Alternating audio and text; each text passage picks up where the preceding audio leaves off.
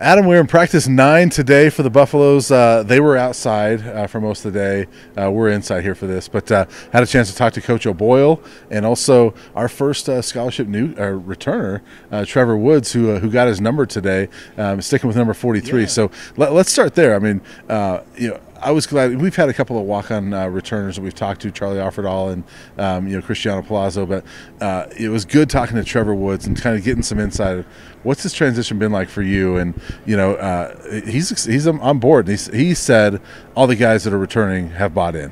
Yeah, and Trevor's kind of more of a reserved personality, so he's not doing backflips or anything when he talks about this new era of Colorado football, but he's got to feel good. I mean, getting that number now, I believe he's the first returning guy to earn his number.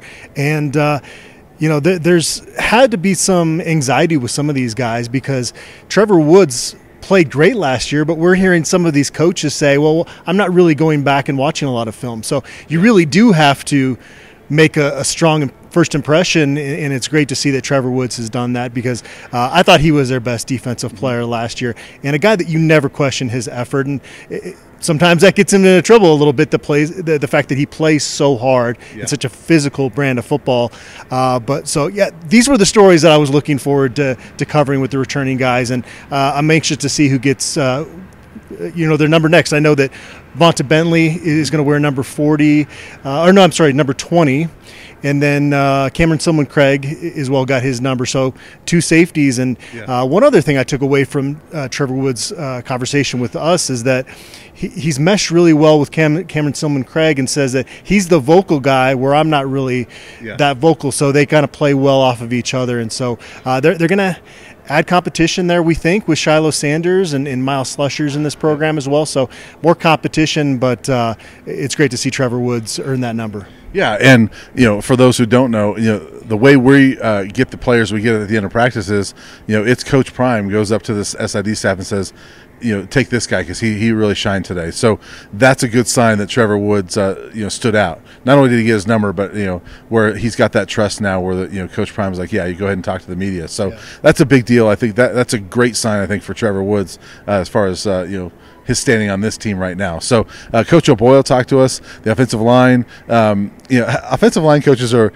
they're never satisfied, right? I don't know if I've ever met an offensive line coach, especially this time of year, that's satisfied with what's going on. He's the same way. He's like, hey, we got a lot of work to do, which they do. But what were your thoughts on hearing from him today? Yeah, to your point, the technique that was taught to offensive linemen is never how they like it when they come in, and they feel like they've got to fix things that were taught before that. A lot of new faces that are joining that group or have joined that group and will be joining the group this summer. 7 transfers at this point. They'll probably add another in there. So it's just crazy to think that group is going to be made maybe half or more of new guys transferring from other programs. A lot of guys in that group that you really like their potential, but no surefire guys you point to and say that's an all-conference candidate. Maybe Van Wells, but you're assuming that his progress is going to be linear, and that's not always the case. And something that O'Boyle said today is that Van Wells sometimes has a tendency to take it easy in practice, and so that's something that he's challenging him with. And so I love the frame of Tyler Brown and Jack Wiltie and Savion Washington, but he's got a lot of work to do. I will say that he's very articulate.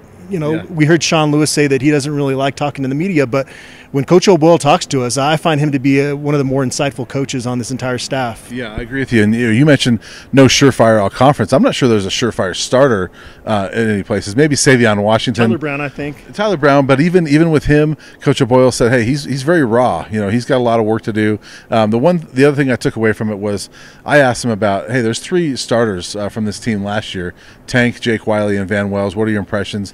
He was pretty impressed with them and the way they work. He said they do have a lot of work to do, but that's the whole group. But he's very impressed with the way that those 3 work. And so, it sounds like those 3, they're very much in the mix. And even admitted that, hey, I got to earn these guys' trust because they've had a lot of offensive line coaches, and he kind of credited them for coming back. We all saw Coach Prime's initial meeting with the team back in December. So it's a lot of credit to those guys, especially Jake Wiley, who, we had to be critical of especially 2 years ago, but he's just continued to work, and so that's another story that you like to see. I don't necessarily project him as a starter, but it's a good story nonetheless. He was also asked about Jack Bailey, who's coming in from Kent, just committed last week. Obviously, he coached him at Kent, and his comments were, "I know what I'm going to get with that guy." And to me, this is a sign that they're not totally satisfied with what they have here. They went out and got Jack Bailey, and the way he talked about him, said, "I know what that kid's going to do. He's going to come in here and work. He knows what I like." I think that you can probably maybe even pencil him in as a starter just because Coach knows him. Well, I don't even know about starter, but talk about a great depth piece if he's not a starter, because you need guys that have familiarity with the system. We keep hearing about how it's not the most complex, but it's really hard initially to get used to it, especially from the conditioning side. You're asked to be 310 pounds and be big and strong, yet you also have to fire off plays really quickly in this offense. So that's a challenge for sure. But I think O-line is one of those positions that maybe will be middle of the Pac-12 this year and have a chance to jump up in 2024. I think this is going to take some time, especially given how up-tempo this offense is. And he did say, hey, when these guys get it, it's fun playing offensive line in this offense. So, we'll see, how quickly it takes these guys to get it. Fall camp, you asked about the conditioning part. So probably fall camp around that point. But there's a long way to go. We have a long way to go, a lot of practices. So we'll be back on Thursday.